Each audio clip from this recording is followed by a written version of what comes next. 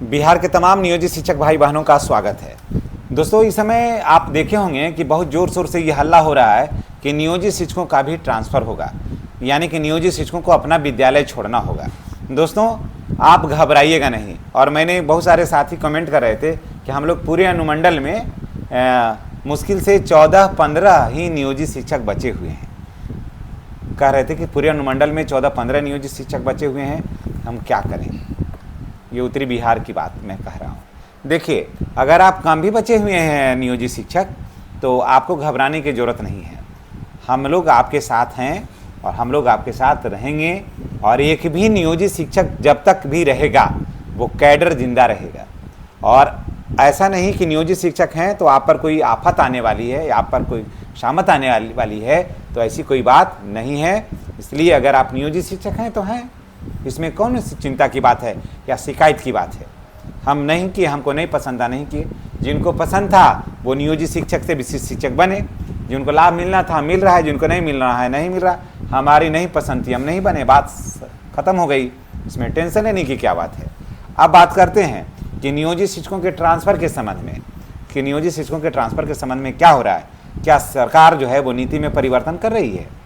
तो दोस्तों, सरकार अगर नीति में परिवर्तन करेगी नियोजित शिक्षकों के संबंध में, तो समझिएगा कि सरकार आपके लिए आगे का जो रास्ता है ना वो खोल रही है। जिस रास्ते का आप इंतज़ार बरसों बरस से कर रहे थे, वो इंतज़ार जो है वो समाप्त हो रही है।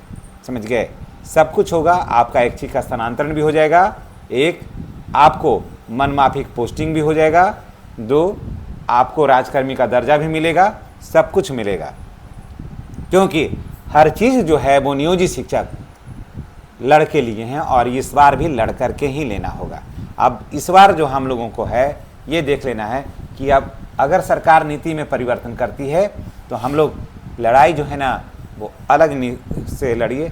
सभी शिक्षक नेता जो हैं एक प्लेटफॉर्म पर आइए। जितने भी नियोजित शिक्षकों का प्रतिनिधित्व करते हैं सभी को एक प्लेटफॉर्म पर आना होगा और अलग अलग नहीं केस करिए।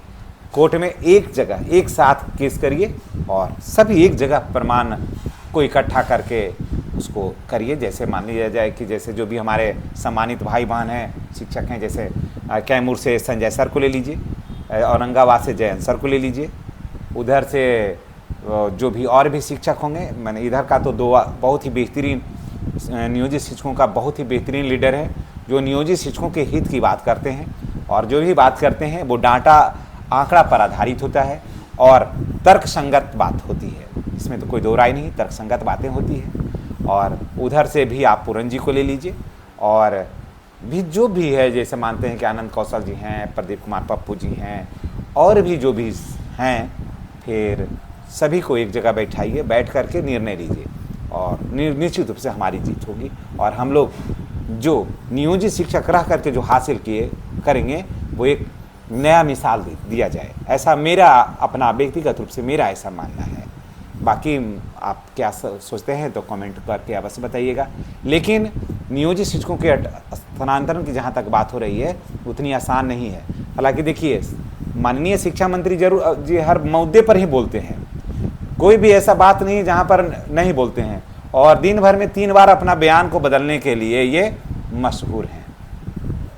कभी कहेंगे कि सभी शिक्षकों का ट्रांसफ़र होगा, 5 साल से रहे शिक्षकों का भी ट्रांसफ़र होगा, कभी 3 साल वाले शिक्षकों का भी ट्रांसफ़र होगा, जहाँ 2 ही उर्दू शिक्षक थे उनका भी ट्रांसफ़र हो गया, जहाँ कॉमर्स का सीट ही नहीं है वहाँ पर कॉमर्स वाले का को सरप्लस नहीं किए हैं और जहाँ उर्दू पढ़ने वाले हैं उन्हीं को सरप्लस कर दिए हैं।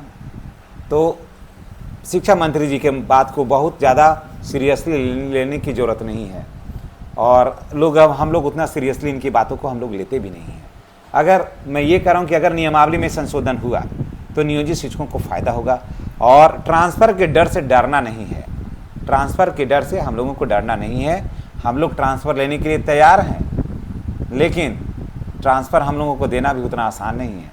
आपको पूरा व्यवस्था चरमरा जाएगा, क्योंकि नियोजित शिक्षकों को जैसे नियमावली में छेड़ेगी सरकार, उसके पूरा नियमावली जो है ना वो पुराने बैच वाले जो शिक्षक हैं उसके समरूप हो जाएगा, उसके अनुकूल बिल्कुल हो जाएगा और फ़ायदा होगा नियोजित शिक्षकों को। तो इसलिए जितने भी नियोजित शिक्षक भाई बहन हैं, मैं उनको कम समय में यही कहूँगा कि अगर ट्रांसफ़र की बात अगर सरकार करती है तो आपको घबराना नहीं है। ट्रांसफ़र अगर करेगी सरकार तो आपके साथ एक से एक महारथी आपके साथ खड़ा है और आपको के दामन पर दाग नहीं लगने देगा।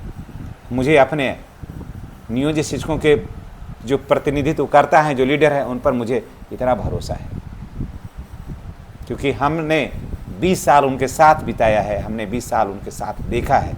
लेकिन दुर्भाग्य ये अवश्य है कि इतना ज़्यादा संगठन हुआ ना, उसी का कारण है कि आज हम लोगों की हालत है। लेकिन जो गलती पूर्व में हुई वो गलती को आप मत दोहराइए, हम लोगों को नहीं दोहराना चाहिए और एक मंच पर एक संगठन बना करके उसका हम प्रतिकार करें और उसको उस रास्ते को हम लोग क्लियर करें।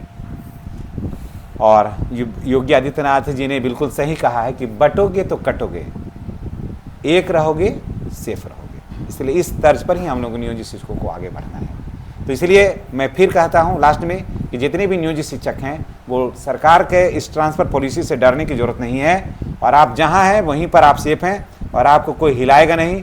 नियमावली में चेंज होगा तो आपकी किस्मत भी पर बदल जाएंगे। चलिए नेक्स्ट वीडियो में हमारी और आपकी फिर मुलाकात होगी। चैनल पर नए हैं तो चैनल को सब्सक्राइब करके बेल आइकन अवश्य दबाइएगा। धन्यवाद।